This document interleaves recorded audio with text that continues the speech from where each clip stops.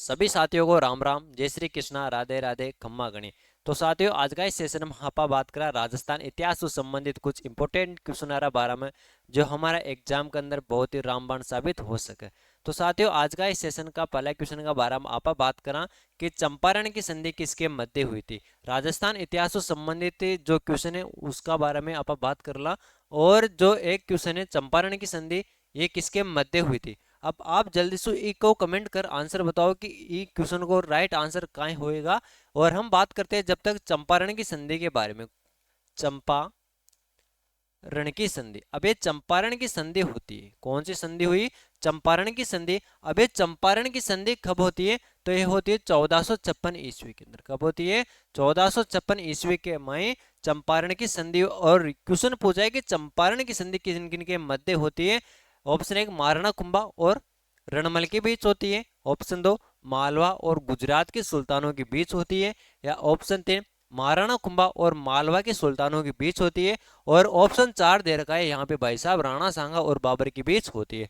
तो जल्दी से कमेंट करके को राइट आंसर बताओ कि क्वेश्चन कमाएं, राइट आंसर क्या होगा। बहुत बढ़िया, किन किन के मध्य होती है? अरे भाई साहब, जो मालवा और गुजरात के शासक थे ना, गुजरात के सुल्तान थे, उनके मध्य चंपारण की संधि होती है। और ये कब होती है? 1456 ईस्वी के अंदर। बहुत ही इंपॉर्टेंट क्वेश्चन है और आपना एग्जाम में छपने वाला क्वेश्चन है। अब आप इसका स्क्रीनशॉट ले लीजिएगा। उसका पाछा आप अगला क्वेश्चन की तरफ आगे बढ़ा। बहुत बढ़िया। और अगला क्वेश्चन है, राजस्थान के कौन से शासक को विद्वानों ने हिंदू पथ कहा है? बहुत शानदार क्वेश्चन है कि जो अपना राजस्थान है, अपना राजस्थान को एक ऐसे शासक है जिन्हें हिंदू पथ कहा। क्या कहा है? हिंदू पथ का। अब हिंदू पथ किसको कहा गया है उसके बारे में आपने बताना है। कुंभा को कहा गया, सांगा को कहा गया, नागभट्ट द्वितीय को कहा गया, या अरुणराज को कहा जाता है। बिल्कुल भाई साहब, जल्दी से कमेंट करके बताइएगा ये क्वेश्चन का राइट आंसर क्या होगा। बिल्कुल साहब, है ना? क्या होगा? बहुत शानदार क्वेश्चन, हिंदू पथ पूछा है। देखो, हिंदू पथ के बारे में पूछा है कि हिंदू पथ किसे कहा गया। क्वेश्चन को समझिएगा कि हिंदू पथ किसे कहा गया। अब ये हिंदू पथ है ना, ये किसे कहा गया? जल्दी से बताइएगा कि हिंदू पथ किसे कहा गया। बहुत बढ़िया, किसे कहा गया? राणा सांगा को कहा जाता है। किसको? राणा सांगा को हिंदू पथ कहा गया। देखो यहाँ पे लिख देते हैं राणा सांगा। क्या लिखें? राणा सांगा। और राणा सांगा को क्या कहा गया? अरे राणा सांगा को कहा जाता है क्या? अरे बिल्कुल, हिंदूपत कहा गया। किन्ने कहा रे हिंदूपत? अरे जो विद्वान थे ना, विद्वानों ने क्या कहा? हिंदूपत की उपाधि दी। अब यहाँ पे नाम आ गया राणा सांगा का। किसका नाम आया है? राणा सांगा का। अब ये राणा सांगा ने इसके बारे में भी दो पांच बातें देख ले। बिल्कुल, बहुत बढ़िया। अब देखो, राणा सांगा है, राणा सांगा का जन्म कहाँ कब होता है? क्या? राणा सांगा का हैप्पी बर्थडे कब आता है? जन्मदिन कब आता है इनका, है ना? इनका जन्म हुआ था 12 अप्रैल 1482 को। कब होता है? 12 अप्रैल 1482 के अंदर राणा सांगा का जन्म होता है। और इनका कार्यकाल की बात करें अपन कि जो राणा सांगा थे ये शासक बनते ना, अब इनका कार्यकाल कब से लेकर कब तक रहा था? तो 1509 से लेकर 1528 तक। 1509 से लेकर 1528 तक इनका कार्यकाल रहा था। किनका रे भाई? राणा सांगा का कार्यकाल रहा था। ये भी आपको ध्यान रखना है। और क्या बात याद रखनी, देखो यहाँ पे पूछा है राणा सांगा को क्या कहा है? हिंदू पथ, है ना? और एक आता है हिंदू सुल्ताना। क्या? हिंदू सुल्ताना। हिंदू सुल्ताना।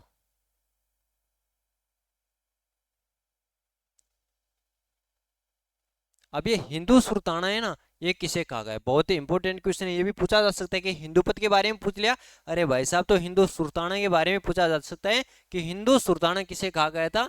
ये कहा गया था किसको? कुंभा को। किसको कहा गया था? अरे भाई साहब, हिंदू सुल्ताना कुंभा को कहा गया था। अब ये है ना कौन? राणा सांगा। इनको कर्नल जेम्स टोडते राजस्थान इतिहास है आपनो अपना राजस्थान इतिहास का जनक उड़चा। अरे भाई साहब, अपना राजस्थान का इतिहास का जनक था कर्नल जेम्स टोड। और इनके द्वारा कहा गया, क्या कहा गया था? जल्दी से बताइएगा। कर्नल जेम्स टोड के द्वारा राणा सांगा को क्या कहा गया था? क्या कहा गया था? बिल्कुल, सिपाही का हंस कहा गया था। क्या कहा गया था? अरे भाई साहब, सिपाही का हंस। सिपाही का हंस। बिल्कुल, जो आप बात करें बहुत इंपॉर्टेंट बातें हैं, एग्जाम में छपना वाला क्वेश्चन है। ये बातें आपको ध्यान रखनी बहुत आवश्यक है। अब आप इनका स्क्रीनशॉट ले लीजिएगा। उसके पश्चात हम अगले क्वेश्चन की तरफ विधिवत रूप से आगे बढ़ते हैं। बिल्कुल साहब, मजा आएगा क्लास के अंदर। अंतिम तक बने रहिएगा क्लास के। तो देखो क्वेश्चन पूछा था कि विद्वानों ने हिंदूपद किसे कहा है, तो राणा सांगा को हिंदूपद कहा है। राणा सांगा के बारे में देखा कि राणा सांगा को हिंदूपद कहा है और इनका जन्म होता है 12 अप्रैल 1482 के अंदर। कब होता है? 12 अप्रैल 1482 के अंदर जन्म हुआ। और राणा सांगा को कर्नल जेम्स टोड थे, अपने राजस्थान इतिहास के जनक घोड़े वाले बाबा कौन? Colonel James Tod. इन्होंने कहा था सिपाही का अंश। क्या कहा? सिपाही का अंश। और ये राजा बनते हैं ना, क्या बनते हैं? शासक बनते हैं। और शासक कब से कब तक रहते हैं? 1509 से 1528 तक। और एक शब्द आता है हिंदू सुल्ताना, ये नोट लगा के लिख लेना आप कहीं पर भी जहां पर आपकी नोटबुक में जगह हो। तो हिंदू सुल्ताना किसे कहा जाता है? हिंदू सुल्ताना कुंभा को कहा गया। चलो आगे बढ़े अगले क्वेश्चन की तरफ। बहुत बढ़िया। अगला क्वेश्चन है, किस युद्ध में मेवाड़ के महाराणा सांगा ने बाबर की सेना को हराया? अब ऐसा कौन सा युद्ध हुआ? अरे भाई साहब, राजा महाराजा की एक ही काम था कि खाए पिए युद्ध किए, है ना भाई साहब। युद्ध करने का एक काम था राजा महाराजाओं के। अब एक युद्ध कौन सा था जिसमें मेवाड़ के तो कौन थे? महाराणा सांगा। और बाबर की सेना को हराया था। यानी किस युद्ध में मेवाड़ के महाराणा सांगा ने बाबर की सेना को हराया था? अरे कौन सा युद्ध होता है? क्या पानीपत का युद्ध होता है? ऑप्शन 2 दे रखा है, घाघरा का युद्ध होता है। ऑप्शन 3 खानवा का युद्ध होता है। या ऑप्शन 4 बयाना का युद्ध होता है। अरे भाई साहब, कौन सा युद्ध होता है? जल्दी से बताइएगा। बहुत बढ़िया, कौन सा युद्ध होता है? बयाना का युद्ध होता है। कौन सा युद्ध होता है भाई साहब? अरे देखो, बयाना का युद्ध हो गया। अब हम बात करें बयाना का युद्ध के बारे में। बयाना का युद्ध। अबे बयाना का युद्ध हुआ साहब। कौन सा युद्ध हुआ? बयाना का युद्ध। अबे बयाना का युद्ध है ना, ये कब होता है? 16 फरवरी 1527 को। कब होता है? 16 फरवरी 1527 को होता है। कब होता है? 16 फरवरी 1527 को कौन सा युद्ध होता है? बयाना का युद्ध होता है। अब ये बयाना स्थान कहाँ पे, यानी बयाना अभी वर्तमान में कहाँ पर है? ये बयाना है कहाँ पे? भरतपुर के अंदर। कहाँ पे बयाना? बयाना भरतपुर के अंदर है साहब। अब बयाना भरतपुर के अंदर है और 16 फरवरी 1527 को बयाना का युद्ध हुआ। अब ये किन किन के मध्य होता है? एग्जाम में ये भी पूछा जा सकता है आपसे कि किन किन के मध्य होता है। देखो, एक तरफ तो कौन थे? सांगा थे। कौन थे? सांगा थे। और दूसरी तरफ कौन थे? दूसरी तरफ थे कौन? बाबर। अरे कौन थे? बाबर थे साहब। कौन कौन थे? सांगा थे। और कौन थे? सांगा के, हाँ, सांगा के दुर्ग रख सकते हैं ना, सॉरी, बाबर के दुर्ग रक्षक। बाबर के कौन थे? दुर्ग रक्षक। बाबर के दुर्ग रक्षक कौन थे? जल्दी से बताइएगा। जो बाबर है, बाबर के दुर्ग रक्षक कौन थे? यानी जो बयाना का युद्ध हुआ ना 16 फरवरी 1527 के अंदर, कहाँ पे? भरतपुर के अंदर। और ये किन किन के मध्य होता है? देखो, एक तरफ तो कौन थे? सांगा थे। और दूसरी तरफ जो बाबर थे, बाबर के दुर्ग रक्षक थे। कौन? बाबर के दुर्ग रक्षक। अब बाबर के दुर्ग रक्षक कौन थे बताइएगा? बिल्कुल, बहुत बढ़िया, मेहंदी खवाजा। कौन थे? मेहंदी खवाजा। खवाजा, इनके मध्य ये युद्ध होता है। कौन सा युद्ध होता है? बयाना का युद्ध होता है। क्लियर है? अब यहाँ देखे ना भाई साहब कि इस युद्ध के अंदर विजेता कौन रहते हैं। यानी जो बयाना का युद्ध हुआ, बयाना के युद्ध के अंदर विजेता कौन रहते हैं? तो इस युद्ध के अंदर विजेता रहते हैं कौन? सांगा। अरे कौन रहते हैं? विजेता तो कौन रहते हैं? सांगा रहते हैं। और हार किनकी होती है? बिल्कुल, बहुत बढ़िया, किनकी? मेहंदी खवाजा, जो बाबर के दुर्ग रख सकते साहब। चलो क्लियर है यहाँ तक। और फिर देखो, ये सांगा है ना, ये इनको हरा दिया। किनको हरा देता है? जो बाबर का दुर्ग रक्षक था उसको हरा देता है। और फिर बात करें कि जो सांगा थे, ये क्या कर लेते? बयाना पर अधिकार कर लेते। क्या करते हैं? बयाना पर अधिकार। जो बयाना है, बयाना पर क्या कर लिए? अधिकार कर लिया। कौन किया रे अधिकार? अरे भाई साहब देखो, सांगा है ना, राणा सांगा, इन्होंने क्या किया? बयाना पर अधिकार कर लिया साहब। अब इस समय क्या होता है? जो ये बाबर है ना, कौन? बाबर। बाबर कौन थे? बाबर। इस बाबर ने एक नारा दिया था साहब, है ना। अब वो नारा कौन सा दिया था? धर्म जिहाद का नारा दिया था। कौन सा? बाबर ने क्या दिया? धर्म जिहाद का नारा। धर्म जिहाद का नारा दिया भाई। किसने दिया रे धर्म जिहाद का नारा? अरे बाबर ने धर्म जिहाद का नारा दिया था ना। बिल्कुल साहब, ये बातें आपको ध्यान रखनी है कि क्वेश्चन है, किस युद्ध में मेवाड़ के महाराणा सांगा ने बाबर की सेना को हराया? तो बयाना का युद्ध होता है, उसके अंदर हराते हैं। बयाना का युद्ध कब होता है? बयाना का युद्ध होता है 16 फरवरी 1527 को। और स्थान पूछे तो स्थान है भरतपुर के अंदर। जो है बयाना भरतपुर के अंदर, किन किन के मध्य? बिल्कुल भाई साहब, सांगा और बाबर के दुर्ग रख सकते कौन? मेहंदी खवाजा। और इसके अंदर विजेता कौन रहते? विजेता रहते राणा सांगा, और जो राणा सांगा विजय होने के पश्चात बयाना पर अपना अधिकार कर लेते। इस समय क्या होता है, बाबर ने एक नारा दिया था, धर्म जिहाद का नारा। कौन सा? धर्म जिहाद का नारा दिया। अब आप इसका स्क्रीनशॉट ले लीजिएगा। उसके पश्चात हम अगले क्वेश्चन की तरफ आगे विधिवत रूप से बढ़ने जा रहे हैं। और क्वेश्चन नंबर 4 रहा साथियों आपके सामने, और बिल्कुल भाई साहब ने इसका राइट आंसर आपको बताना है। राणा सांगा और बाबर के मध्य खानवा का युद्ध कब लड़ा गया? अरे भाई साहब देखो, युद्ध युद्ध लड़े थे राजा महाराजों, इनके अलावा तो और कुछ काम किया नहीं। अरे काम तो बहुत किया है ना। तो एक युद्ध लड़ा गया था, खानवा का युद्ध। कौन सा युद्ध लड़ा गया था? खानवा का युद्ध। अब ये खानवा का युद्ध है ना, ये कब लड़ा गया? बिल्कुल, अब बात करें, ऑप्शन 13 मार्च 1527 को लड़ा जाता है, 17 मार्च 1527 को लड़ा जाता है, या 16 फरवरी 1527 को लड़ा जाता है, या 18 फरवरी 1527 को खानवा का युद्ध लड़ा जाता है। देखो हम बात करें खानवा का युद्ध के बारे में, किसके बारे में देख ले भाई? अरे जो खानवा का युद्ध हुआ ना, तो इसके बारे में देखा कि ये खानवा है ना, ये खानवा अभी वर्तमान में कहां पर है? तो खानवा है रूपवास भरतपुर के अंदर। रूपवास, रूपवास भरतपुर कहां पर है? खानवा का युद्ध कहां पे हुआ था? खानवा का युद्ध हुआ था रूपवास भरतपुर के अंदर। कहां पे हुआ था? रूपवास भरतपुर के अंदर क्या हुआ था? खानवा का युद्ध हुआ था। अब ये खानवा का युद्ध हुआ साहब, ये किन किन के मध्य होता है? किन किन के मध्य होता है? देखो एक तो थे कौन? राणा सांगा। कौन थे? राणा सांगा। अरे राणा सांगा थे, सबको पता है, क्वेश्चन में दे रखा है। और दूसरी तरफ कौन थे? बाबर थे। कौन थे? दूसरी तरफ थे बाबर। कौन थे दूसरी तरफ? दूसरी तरफ तो थे कौन? बाबर। अभी इसके अंदर विजेता कौन रहते हैं? इसके अंदर विजेता रहते हैं कौन? बाबर। अरे विजेता कौन रहते हैं? विजेता तो हो गए कौन? बाबर। और हार किसकी होती है? इसके अंदर हार होती है राणा सांगा की। किनकी हार हुई? राणा सांगा की इसके अंदर हार होती है। और हार हुई ना, तो साथियों ये राणा सांगा क्या हो जाते? घायल हो गए। क्या हो गए? राणा सांगा घायल हो गए। कौन घायल हुए युद्ध के अंदर? युद्ध के अंदर राणा सांगा घायल हुए। अब राणा सांगा घायल हुए ना, तो युद्ध कौन करे? अब ये युद्ध करना छोड़ते तो युद्ध बंद हो जाए। अब इनका मुकुट धारण करते। क्या करते हैं? राज मुकुट धारण करते। राज मुकुट धारण। अब इनका राज मुकुट धारण कौन करते? यहां से एक इंपोर्टेंट क्वेश्चन बनता है कि राणा सांगा का राज मुकुट धारण कौन करते हैं? क्या राज मुकुट धारण कौन करते हैं? तो जाला अज्जा धारण करते हैं। कौन करते हैं? राज मुकुट धारण करते हैं कौन? जाला अज्जा। जाला अज्जा कौन करते हैं? राज मुकुट धारण करते कौन? जाला अजा। देखो जाला अजा ने क्या कर लिया? राज मुकुट धारण कर लिया साहब, है ना। और ये राणा सांगा युद्ध में घायल हुए, और युद्ध में घायल होकर कहां पे आ जाते हैं? बसवा दौसा के अंदर। बसवा, और ये बसवा कहां पर है? दौसा के अंदर है। यहाँ पे आ गए बसवा दौसा के अंदर, राणा सांगा आ गए। अब यहाँ से राणा सांगा है ना, बसवा दौसा से ये चले जाते हैं कहां पे? कालपी दौसा के अंदर। कहां पे जाते हैं? सॉरी कालपी। और ये कालपी कहां पर है बताएगा? कालपी मध्य प्रदेश के अंदर है। कहां पे गए? कालपी मध्य प्रदेश के अंदर है। और इस कालपी मध्य प्रदेश के अंदर किसी सहयोगी ने क्या, इनके सहयोगी ने क्या किया? जहर दे दिया साहब। क्या दिया? जहर दे दिया। अब जहर देने के पश्चात क्या होता है पता है आपको? जहर खाने के पश्चात मृत्यु हो जाती है। अब किनकी मृत्यु हो जाती है? मृत्यु हो जाती है किनकी? राणा सांगा की। देखो राणा सांगा की मृत्यु हो गई। अब जैसे राणा सांगा की मृत्यु हुई ना, तो राणा सांगा को कहां पे लाया गया? इनको लाया गया कहां पे? राणा सांगा की समाधि बनाई गई। कहां पे? समाधि। यहां से इंपॉर्टेंट है कि राणा सांगा की समाधि, राणा सांगा की समाधि कहां पर बनाई जाती है? बिल्कुल बहुत बढ़िया। कहां पे? मांडलगढ़ के अंदर। कहां पे? मांडलगढ़। अरे मांडलगढ़ कहां पर है? मांडलगढ़ है भीलवाड़ा के अंदर। कहां पे?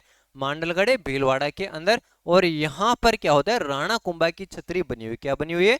राणा कुंभा की छतरी बनी हुई है। क्या बनी हुई है? राणा कुंभा की छतरी बनी है। और एग्जाम में ऐसे क्वेश्चन पूछा जा सकता है कि राणा कुंभा की छतरी कहां पर है? तो मांडलगढ़ भीलवाड़ा के अंदर है। और कितने खंभों की छतरी बनी हुई है? तो 8 खंभों की छतरी है। कितने खंभों की छतरी है? 8 खंभों की छतरी है। अब देखो राणा, जो राणा सांगा थे ना, राणा सांगा के शरीर के ऊपर 80 घाव थे साहब। कितने घाव थे? 80 घाव हो गए राणा सांगा के शरीर के ऊपर। कितने घाव हुए? 80 शरीर के ऊपर घाव हो गए। इस समय अपने राजस्थान के इतिहास के जनक थे ना कौन? Colonel James toad. 80 घाव को देखकर क्या कहते, वो तो बाद में आए थे ना, इन्होंने सैनिक भगनावेश कहा। क्या कहा? सैनिक भगनावेश कहते। किनको? बिल्कुल भाई साहब राणा सांगा को। यह बातें आपको ध्यान रखनी है। देखो एक क्वेश्चन से हमने कितनी बातें क्लियर कर ली कि राणा सांगा और बाबर के मध्य खानवा का युद्ध होता है। अब ये युद्ध कब होता है, ये तो बात की नहीं अपने।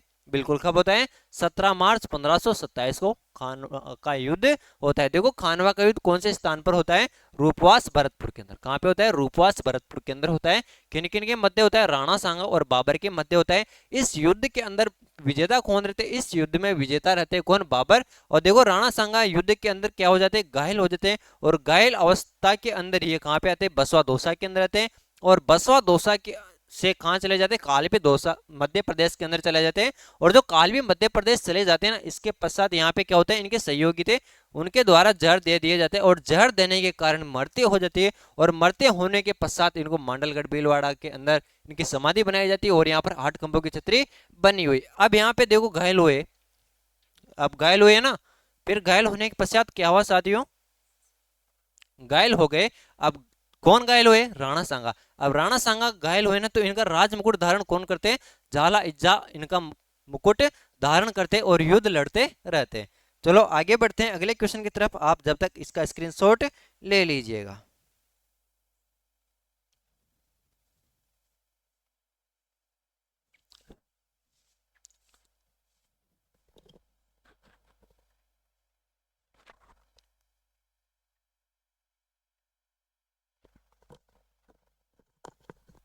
चलें आगे अगले क्वेश्चन की तरफ। और भाई साहब अगला क्वेश्चन है आपके सामने, किस राजपूत सरदार ने खानवा के युद्ध में राणा सांगा के घायल हो जाने के पश्चात उनका राज चिन्ह धारण करके युद्ध जारी रखा था। देखो अभी हमने चर्चा की ना कि किसने युद्ध जारी रखा था, तो बिल्कुल यानी किस राजपूत सरदार ने खानवा के युद्ध में राणा सांगा के घायल हो जाने के बाद उनका राज चिन्ह धारण करके युद्ध जारी रखा था। क्या जयमल ने, झाला अज्जा ने, रामसाई तंवर ने, या दुर्गादास ने। तो किसने रखा था, बिल्कुल साहब झाला अज्जा ने। अरे किसने रखा था, अरे अरे अभी अभी अपने बात की था ना, झाला अज्जा ने युद्ध जारी रखा था, वहां राज मुकुट धारण कर लेते कौन, झाला अज्जा। चलो आगे बढ़ते हैं अगले क्वेश्चन की तरफ। और अगला क्वेश्चन है, महाराणा सांगा के मर्त शरीर का दाह संस्कार किस स्थान पर किया जाता है।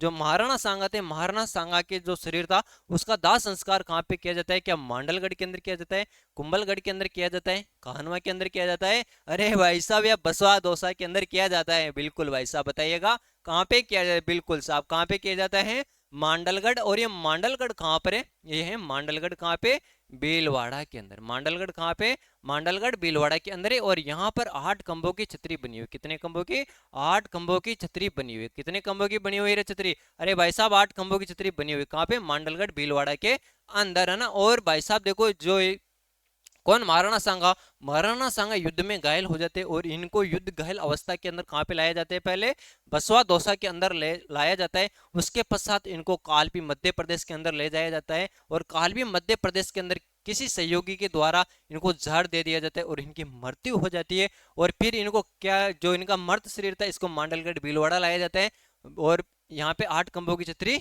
बनी हुई है। चलो आगे बढ़ते हैं अगले क्वेश्चन की तरफ। और अगला क्वेश्चन है, निम्नलिखित में से मेवाड़ के किस शासक को शिशु अवस्था में पन्नादह ने अपने पुत्र का बलिदान देकर बचाया था। बिल्कुल भाई साहब शानदार क्वेश्चन है, इंपॉर्टेंट क्वेश्चन है, जबरदस्त क्वेश्चन है कि निम्नलिखित में से मेवाड़ के किस शासक ने को शिशु अवस्था में पन्नादाई ने अपने पुत्र का बलिदान देकर बचाया था। अरे भाई साहब देखो पन्नादाई ने, इन्होंने क्या किया, अपने पुत्र का बलिदान दे दिया। किनका, अपने पुत्र का बलिदान दिया था। किसका दिया था, अरे अपने पुत्र का बलिदान दिया। और इनका पुत्र कौन था, इनका पुत्र था साहब कौन, चंदन। चंदन का बलिदान देकर किसे बचाया था, क्या महाराणा प्रताप को बचाया था, राणा कुंभा को बचाया था, या महाराणा उदय सिंह को बचाया था, या महाराणा मोकल को बचाया था। अब जल्दी से बताइएगा इसके अंदर राइट आंसर कौन सा हो जाएगा। बिल्कुल बहुत बढ़िया, महाराणा उदय सिंह को बचाया। किसको बचाया, महाराणा उदय सिंह को बचाती है। अब देखो पन्ना धाई के बारे में बात करें अपन, किसके बारे में, पन्ना धाई के बारे में। अब ये पन्ना धाई ने ये क्या करती है, एक दासी थी, क्या थी, दासी थी। अब इनका पुत्र था कौन, चंदन। कौन था, पुत्र चंदन था। और यहाँ पे शासक कौन था, यहाँ पे शासक था बनवीर। कौन था, शासक बनवीर था। अब बनवीर के द्वारा क्या किया जाता है कि जो ये उदय सिंह थे ना, कौन, उदय सिंह, इनकी हत्या के लिए ये इनके रूम के अंदर जा रहे थे, कमरे के अंदर जा रहे थे। इस समय पता चला कि इनको पन्नादाई को, अब पन्नादाई क्या करती है, उदय सिंह को बचाने के लिए उदय सिंह के स्थान पर अपने बेटे किनको, चंदन को सुला देती है। किनको सुला देती है, चंदन को सुला दी। और बनवीर आता है और बनवीर उदय सिंह है ना, इनको सॉरी चंदन को उदय सिंह समझकर इनकी हत्या कर देते, इनको मार देते। अब ये पन्नादाई ने ये स्वामी भक्ति हेतु प्रसिद्ध है। क्या? स्वामी भक्ति हेतु, स्वामी भक्ति व और अपने पुत्र की बलि दे देती है ना। और ये मेवाड़ की स्वामी भक्ति हेतु प्रसिद्ध है कौन? पन्नादाई। अब ये बनवीर है ना, क्या? बनवीर। अभी इस बनवीर के बारे में भी एक दो बात कर लेना साथियों कि ये बनवीर कौन है। क्या? बनवीर कौन है? अब ये बनवीर है कौन? पृथ्वीराज सिसोदिया थे। कौन? पृथ्वीराज सिसोदिया। कौन थे? पृथ्वीराज सिसोदिया। पृथ्वीराज सिसोदिया के दासी पुत्र थे। सिसोदिया के दासी पुत्र क्या थे? पृथ्वीराज सिसोदिया के दासी पुत्र थे। अब ये पृथ्वीराज सिसोदिया को क्या कहा जाता है? इनको उड़ना राजकुमार के नाम से भी जाना जाता है। किस नाम से? उड़ना राजकुमार के नाम से भी जाना जाता है। किसको जाना जाता है? एग्जाम में आपसे पूछा जा सकता है कि उड़ना राजकुमार के नाम से किसे जाना जाता है, तो आपको बताना है कि उड़ना राजकुमार के नाम से पृथ्वीराज सिसोदिया को जाना जाता है। अब ये बनवीर है ना, ये क्या करते हैं? मेवाड़ के अंदर। कहाँ पे? चित्तौड़गढ़ के अंदर क्या करते हैं? बिल्कुल क्या करते हैं, जल्दी से बताइएगा। एक मंदिर का निर्माण करवाते हैं। कौन सी? तुलजा भवानी मंदिर का। तुलजा भवानी मंदिर का निर्माण करवाते। किसका निर्माण करवाते हैं? तुलजा भवानी मंदिर का निर्माण करवाते हैं। और ये तुलजा भवानी मंदिर है ना, छत्रपति शिवाजी की आराध्य देवी थी। क्या? छत्रपति शिवाजी की आराध्य देवी क्या थी? छत्रपति शिवाजी की आराध्य देवी थी साहब। ये बातें आपको ध्यान रखनी बहुत आवश्यक है। और ये ना कौन? उदय सिंह। उदय सिंह की रक्षा करते हुए इनको कहां पर भेज देते? इनको कुंभलगढ़ भेज दिया था। कहां पे? कुंभलगढ़ भेज दिया था साहब। किनको? उदय सिंह को। अब वापस बात करें, एक बार वापस रिवाइज करा देते हैं कि निम्नलिखित में से मेवाड़ के किस शासक को शिशु अवस्था में पन्नादाई ने अपने पुत्र का बलिदान देकर बचाया था? तो किसे बचाया था? महाराणा उदय सिंह को बचाया था। अब पन्नादाई था, पन्नादाई का पुत्र कौन था? पन्नादाई का पुत्र था चंदन। और यहाँ पे कौन थे? उदय सिंह। अब उदय सिंह की जगह चंदन को सुला देती और यहाँ से आते बनवीर साहब निकलते हैं। और बनवीर साहब उदय सिंह, चंदन को उदय सिंह समझकर इनकी हत्या कर देते। अब देखो भाई साहब, पन्नादाई का जो कालजा होता है ना, उसको देखो कितना बड़ा होगा, कि दिल कितना बड़ा था भाई साहब, अपने पुत्र की बलि दे दी थी, है ना। यानी पुत्र देना, अरे आप किसी को 10 रुपए नहीं दे सकते तो अपने जिगर का टुकड़ा निकाल के दे दी अपने पुत्र को, चंदन को, है ना। तो हम चलो स्क्रीनशॉट ले लीजिएगा इसका। हाँ, फिर देखो बनवीर। और ये बनवीर है ना, फिर क्या करते हैं? चित्तौड़गढ़ के अंदर तुलजा भवानी मंदिर का निर्माण करवाते हैं। और जो तुलजा भवानी है शिवाजी की आराध्य देवी थी। और भाई साहब ये पृथ्वीराज सिसोदिया के दासी पुत्र थे। कौन? बनवीर। और जो पृथ्वीराज सिसोदिया है, इनको किस नाम से जाना जाता है? उड़ना राजकुमार के नाम से। किस नाम से? उड़ना राजकुमार के नाम से जाना जाता है साहब। चलो आगे बढ़ते हैं अगले क्वेश्चन की तरफ। और अगला क्वेश्चन है आपके सामने। अक्टूबर 1567 में अकबर द्वारा चित्तौड़गढ़ दुर्ग के घेराव के समय मेवाड़ का राणा कौन था? बिल्कुल बहुत जबरदस्त क्वेश्चन है कि अक्टूबर 1567 में, कब?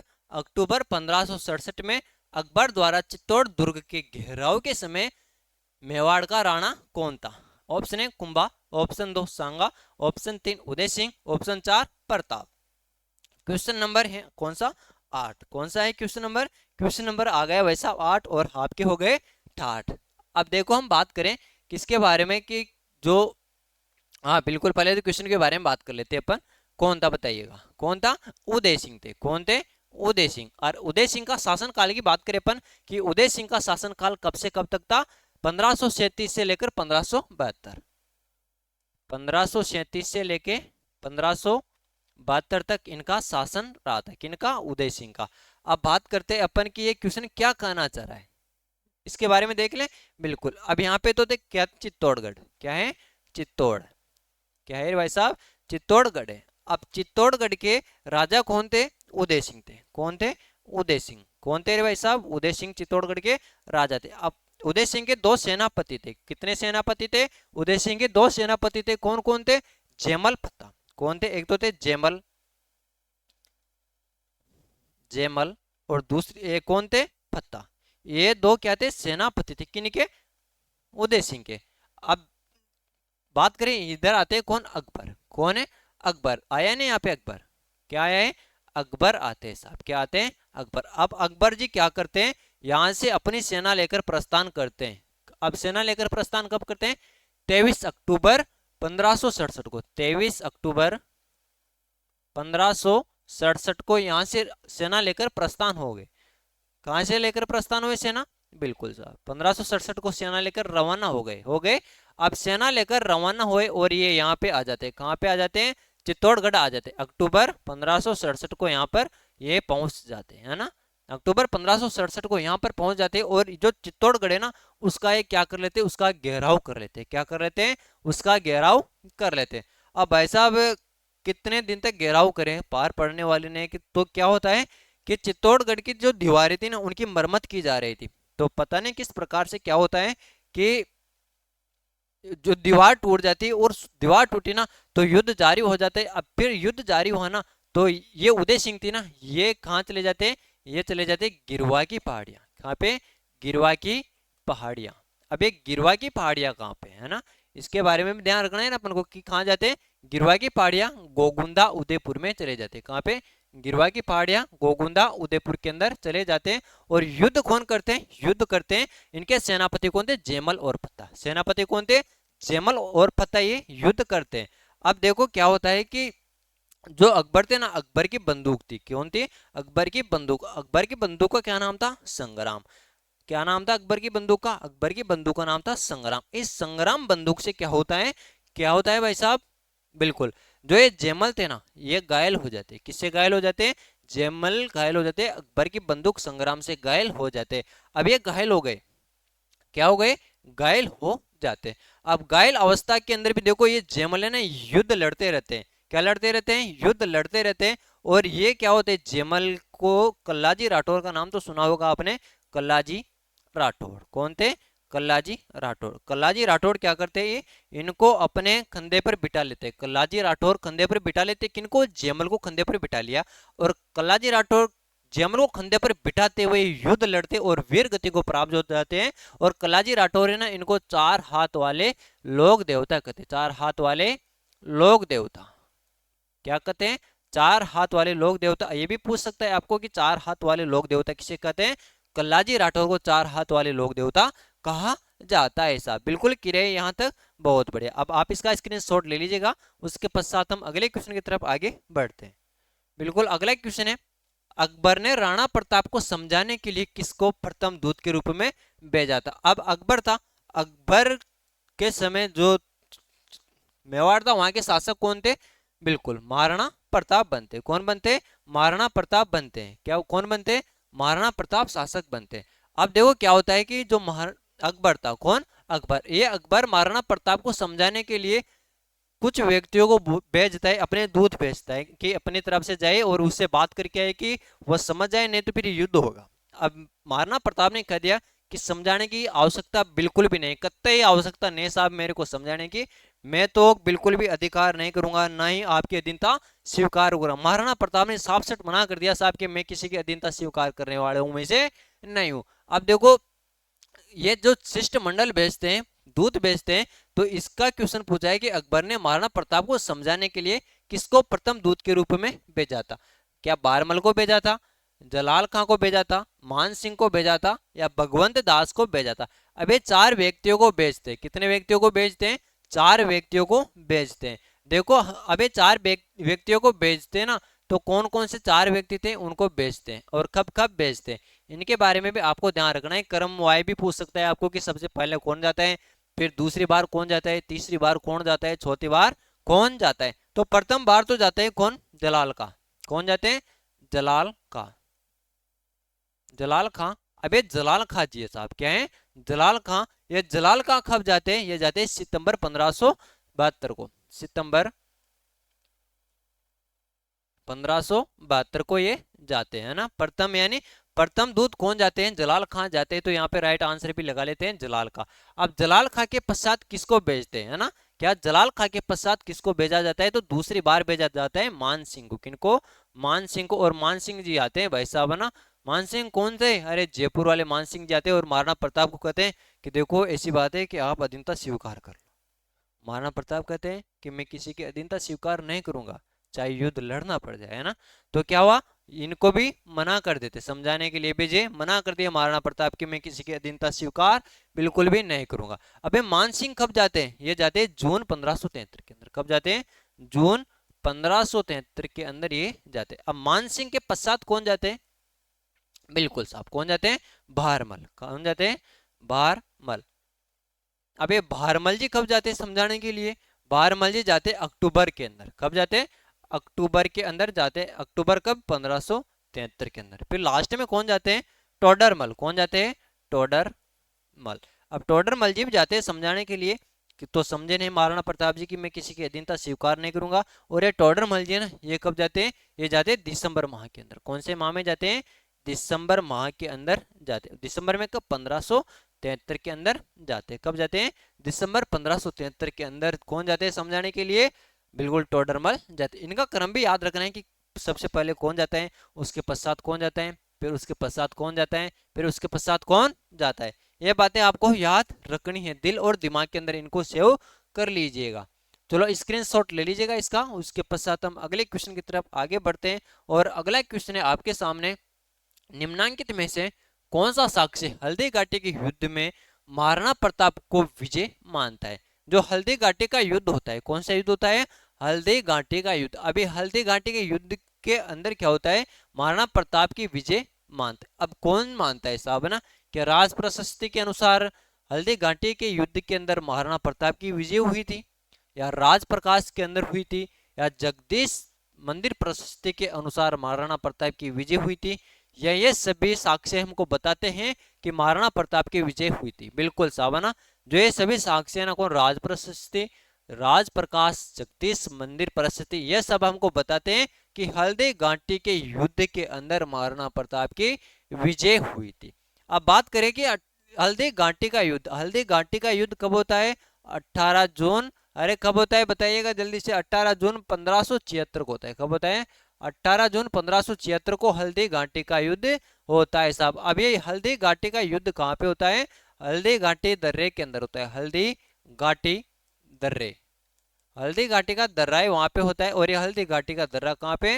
राजसमंद के अंदर है। कहाँ पे है हल्दी घाटी का दर्रा?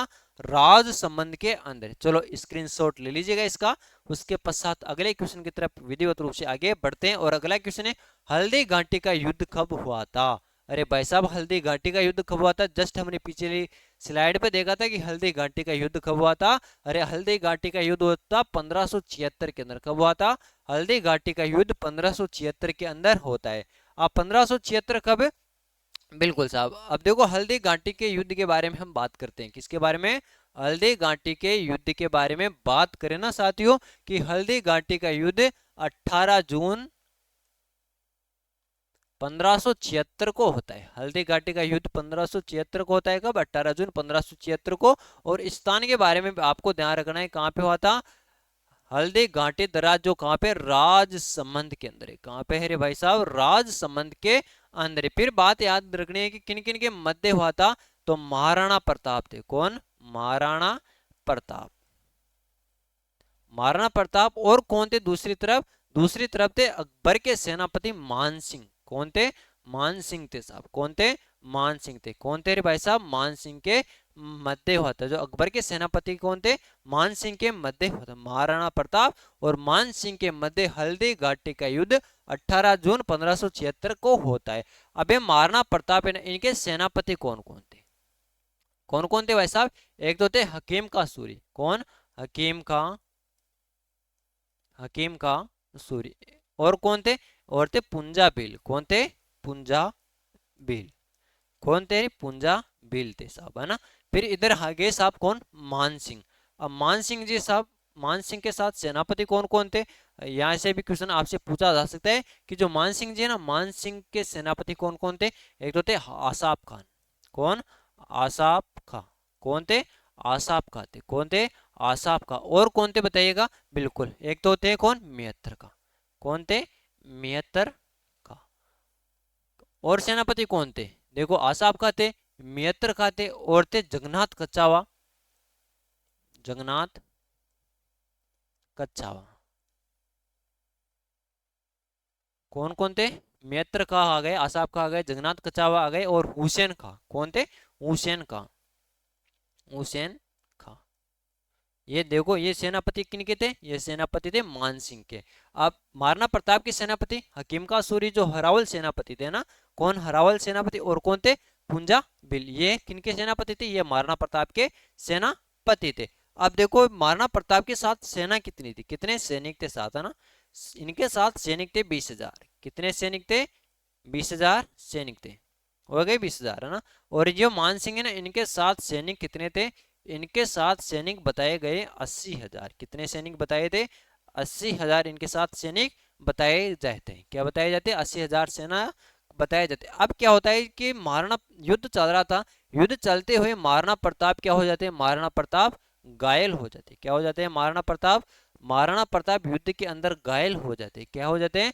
महाराणा प्रताप घायल हो जाते हैं। और घायल अवस्था के अंदर महाराणा प्रताप को कहाँ पे लाए जाते हैं? कोल्हारी गांव में। कहाँ पे? कोल्हारी गांव के अंदर महाराणा प्रताप को लाए जाते हैं। कौन से गांव में लाए जाते हैं? कोल्हारी गांव के अंदर लाए जाते हैं। कोल्हारी गांव कहाँ पे? उदयपुर के अंदर। कहाँ पर पहुंचते हैं? उदयपुर के अंदर पहुंचते हैं। अब क्या होता है? युद्ध चल रहा होता है। क्या चल रहा होता है? युद्ध चल रहा होता है। तो इस समय मेवाड़ का राज मुकुट धारण कौन करता है? यहां से भी क्वेश्चन पूछा जा सकता है कि मेवाड़ का राज मुकुट धारण कौन करता है? जल्दी से कमेंट करके बताना है आपको। बिल्कुल साहब, है ना? जब तक मैं पानी पी लेता हूँ।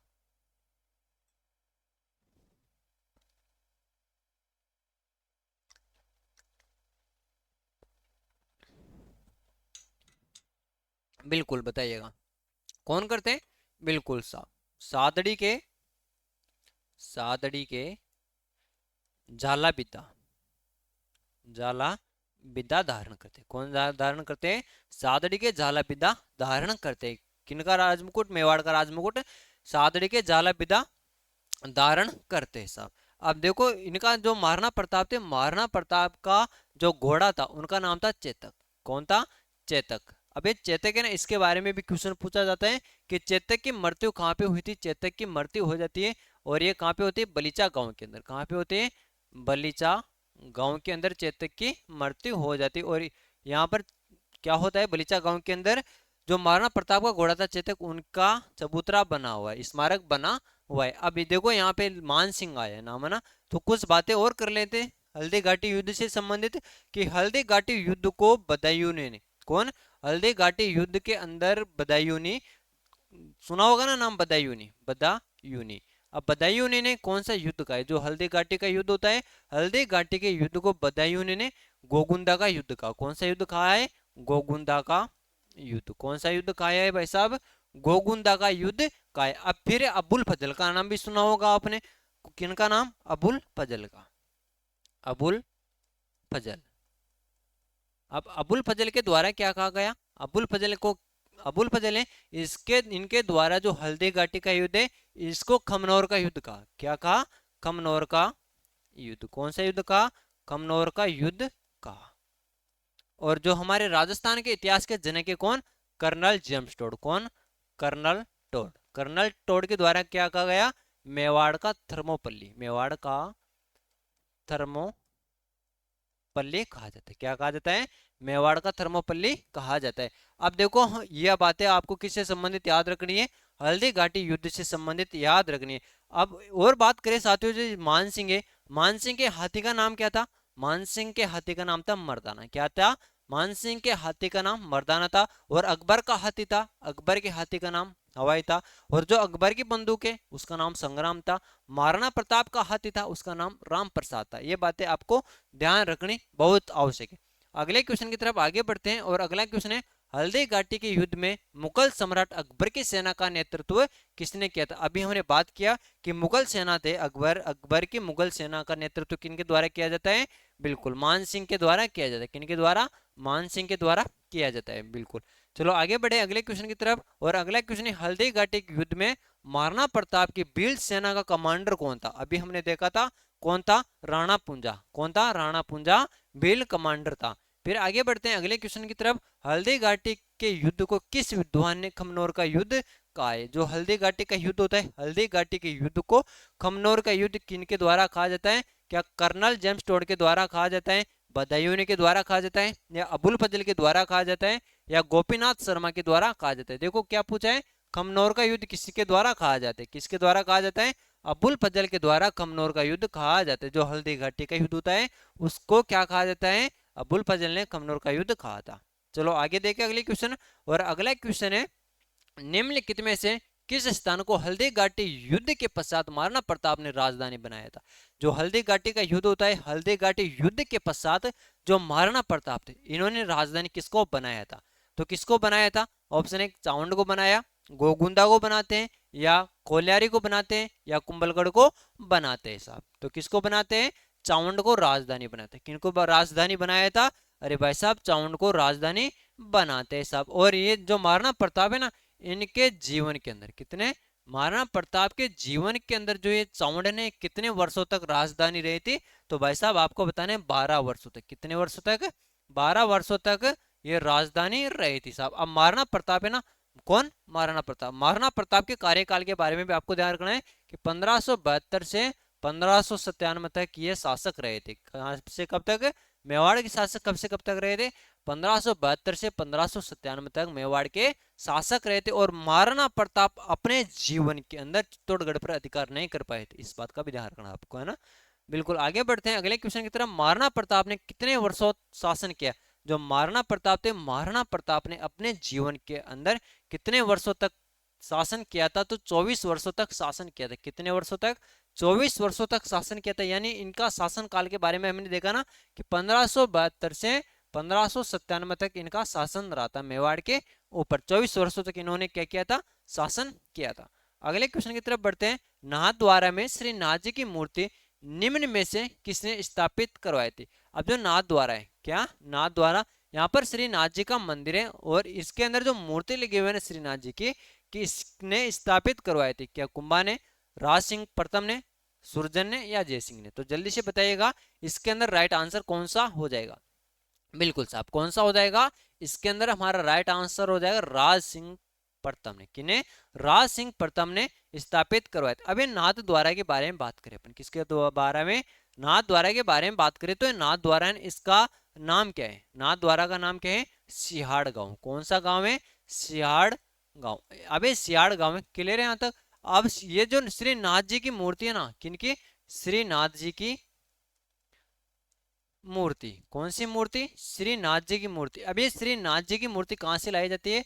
वृंदावन से लाई जाती है। वृंदावन से लाई जाती है। अब वृंदावन से किसके द्वारा लाई जाती है? ये भी क्वेश्चन इंपोर्टेंट हो जाता है कि किनके द्वारा लाई जाती है?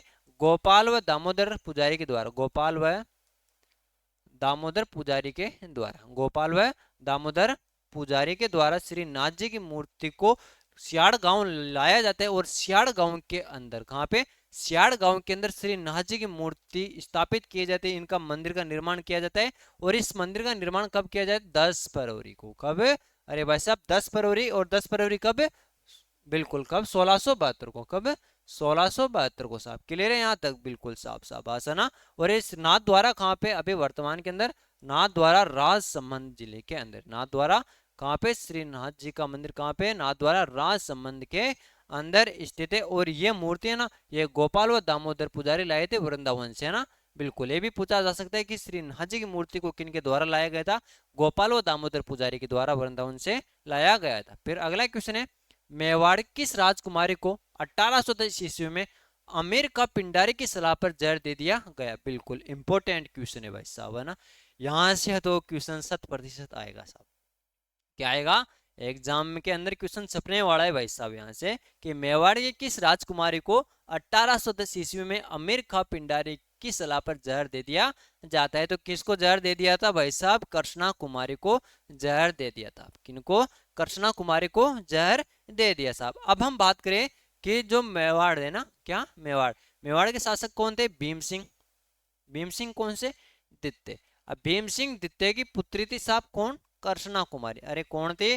कृष्णा कुमारी किसकी पुत्री थी? भीम सिंह द्वितीय की पुत्री। अभी कृष्णा कुमारी ना, इसकी सगाई कर दी जाती है। क्या कर दी? इंगेजमेंट हो गई साहब इनकी। क्या हो गई? इंगेजमेंट हो गई इनकी। किनकी? कृष्णा कुमारी की इंगेजमेंट हो गई, इनकी सगाई हो गई। अब सगाई किसके साथ होती है? भीम सिंह राठौर के साथ। किसके साथ होती है? भीम सिंह राठौर के साथ। भीम सिंह राठौर के साथ क्या हो जाती है? सगाई। अरे किसके साथ सगाई हो गई? भीम सिंह राठौर के साथ सगाई हो गई। अब क्या होता है भाई साहब कि सगाई कर दिया कृष्णा कुमारी की, किसके साथ? भीम सिंह राठौर के साथ। अब सगाई हुई लेकिन शादी नहीं हुई, और शादी से पहले भीम सिंह क्या करती है? मृत्यु हो जाती है। किनकी? भीम सिंह जी की मृत्यु हो जाती है। क्या हो गई?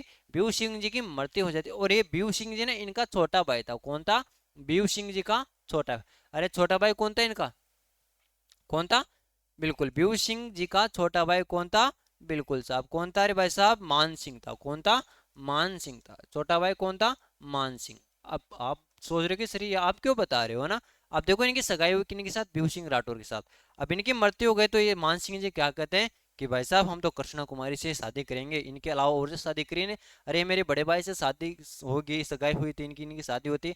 तो अब बड़ा भाई नहीं रहा तो मेरे से सगाई हो गई। तो अब क्या करते हैं, जो भीम भीम सिंह जी है ना, ये क्या करते हैं, जो कृष्णा कुमारी की सगाई है ना, ये यहाँ से ये तो मर गया। कौन? कौन मर गया? भीम सिंह। अब इनकी सगाई दूसरी बार कर दी जाती है। कहाँ पे करती है दूसरी बार? दूसरी बार सगाई होती है। और दूसरी बार सगाई कहाँ पे होती है? जयपुर के अंदर। कहाँ पे होती है? जो अपनी राजधानी है ना जयपुर, जयपुर के अंदर इनकी सगाई होती है। और जयपुर के अंदर किनके साथ सगाई होती है? जगत सिंह के साथ। जयपुर के अंदर यानी जयपुर के राजा थे कौन? जगत सिंह। इनके साथ क्या हो जाती है? जगत सिंह के साथ सगाई हो जाती है। क्या हो जाती है? इनकी सगाई हो जाती है। समझ रहे हो बात को ना। यानी भीम सिंह की पुत्री थी कौन? कृष्णा कुमारी। कृष्णा कुमारी की सगाई होती है किन के साथ? भीम सिंह राठौर के साथ। अब शादी से पहले भीम सिंह जी की मृत्यु हो जाती है। और भीम सिंह जी का भाई था कौन? मान सिंह। मान सिंह कहता है कि अब मैं तो सगाई यहाँ पे क्यों कर दी जगत सिंह के साथ? सगाई तो मेरे भाई के साथ हो रखी थी, तो इनके साथ मेरी सगाई होनी चाहिए। ऐसा नहीं हुआ। अब सगाई कर दी किसके साथ? जगत सिंह के साथ इनकी सगाई हो गई। अब इनके आपस में क्या हुआ भाई साहब? युद्ध छिड़ गया। क्या छिड़ गया? युद्ध छिड़ जाता है। अब इस कृष्णा कुमारी को लेकर एक युद्ध होता है। कौन सा? गिंगोली का युद्ध। कौन सा युद्ध होता है? गिंगोली का युद्ध। कौन सा युद्ध होता है? गिंगोली का युद्ध होता है। अब एक गिंगोली का युद्ध है ना, कौन सा युद्ध? गिंगोली का युद्ध हुआ। अब एक गिंगोली का युद्ध कब होता है? 1807 के अंदर। कब होता है गिंगोली का युद्ध? गिंगोली का युद्ध 1807 के अंदर होता है। और एक गिंगोली का युद्ध कहाँ पे होता है? परबतसर नागौर के अंदर। परबतसर। और ये परबतसर कहाँ पे? ये नागौर के अंदर। परबतसर कहाँ पे? नागौर के अंदर। यहाँ पे 1807 के अंदर गिंगोली का युद्ध होता है। चलो युद्ध छिड़ गया, युद्ध होने लगा है। अब ये युद्ध किन किन के मध्य होता है? यहाँ पे होता है मान सिंह। मान सिंह कौन थे? बिल्कुल ये दिक्कत का है ना यहाँ पे। मान सिंह जो बीऊ सिंह राठौर है इनके भाई थे कौन? छोटा भाई मान सिंह। और दूसरी तरफ कौन थे? यानी लड़ाई हो रही है तो दूसरी तरफ कौन थे? दूसरी तरफ थे साहब कौन? जगत सिंह। देखो पिताजी को टेंशन नहीं है, दोनों ही लड़ रहे हैं ना। कौन थे? जगत सिंह। जगत सिंह। अब ये भी क्या है, परेशान हो गए साहब कि यार ये क्या लफड़ा हो गया, क्या शादी सगाई को लेकर ही इतने युद्ध हो रहे तो बाद में पता नहीं क्या होगा। अब इसके जो गिंगोली का युद्ध होता है ना 1807 के अंदर, इसके अंदर विजेता कौन रहते हैं? तो इसके अंदर मान सिंह क्या रहते हैं? विजेता रहते हैं। क्या रहते हैं? मान सिंह विजेता रहते हैं। अब आप कह रहे हो कि सर क्या मान सिंह विजेता रहते तो मान सिंह के साथ सगाई हो गई इनकी? नहीं हुई थी। फिर ये देखो ये लड़ाई चलती रहती, विवाद चलता रहता है कि वही सगाई को लेकर कि नहीं मेरे साथ सगाई होनी चाहिए। फिर ये कहते हैं कि नहीं मेरे साथ सगाई होनी। अब इसी क्लेश को लेकर ये परेशान हो गए कौन? भीम सिंह दित्ते। कौन परेशान हो जाते हैं? भीम सिंह दित्ते हो जाते। जब जो अपना टोंक के राजा थे ना, अपने टोंक के राजा कौन थे? अमीर खां पिंडारी। कौन थे? टोंक के राजा थे अमीर खां पिंडारी। इनको बुलाया जाता है कि साहब अब क्या करें, हमारी तो समस्या हो गई। तो भाई साहब जो टोंक के राजा थे ना अमीर खां पिंडारी, अमीर खां पिंडारी जाते हैं और भीम सिंह को कहते हैं कि ऐसे करो ना कि ना रहेगा बांस तो ना बजेगी बांसुरी। तो इन्होंने सोचा तो क्या करें कि कृष्णा कुमारी को जहर दे दो। और अमीर खां पिंडारी के कहने पर भीम सिंह के द्वारा कृष्णा कुमारी को जहर दे दिया जाता है और कृष्णा कुमारी विवाद समाप्त हो जाता है। चलो आगे बढ़ते हैं अगले क्वेश्चन की तरफ। और अगला क्वेश्चन है आपके सामने। युद्ध भूमि में जाते समय अपने पति द्वारा निशानी मांगने पर जिसने अपना शीश काटकर भेंट कर दिया वह थी रानी कर्मावती, रानी पद्मावती, रानी जोधाबाई या रानी हाडा। बिल्कुल बहुत बढ़िया। कौन सा राइट आंसर हो जाएगा? रानी हाडा इसके अंदर राइट आंसर हो जाएगा। तो सभी मेरे प्यारे साथियों को यहाँ तक के लिए बहुत बहुत धन्यवाद। Thank you, all the best. जय हिंद जय भारत। बिल्कुल कमेंट करके बताइएगा कि आपको क्लास कैसी लगी। मेरे को पूरी उम्मीद है कि बहुत शानदार लगी होगी। बिल्कुल सीमित क्वेश्चनों के अंदर आपको बहुत सारा मैटर उपलब्ध करवाया गया है। बिल्कुल व्याख्यात्मक क्वेश्चन आपके सामने प्रस्तुत किए गए। तो सभी साथियों का यहाँ तक के लिए धन्यवाद। सभी को गुड नाइट। मिलते हैं फिर अगले सेशन के अंदर। धन्यवाद।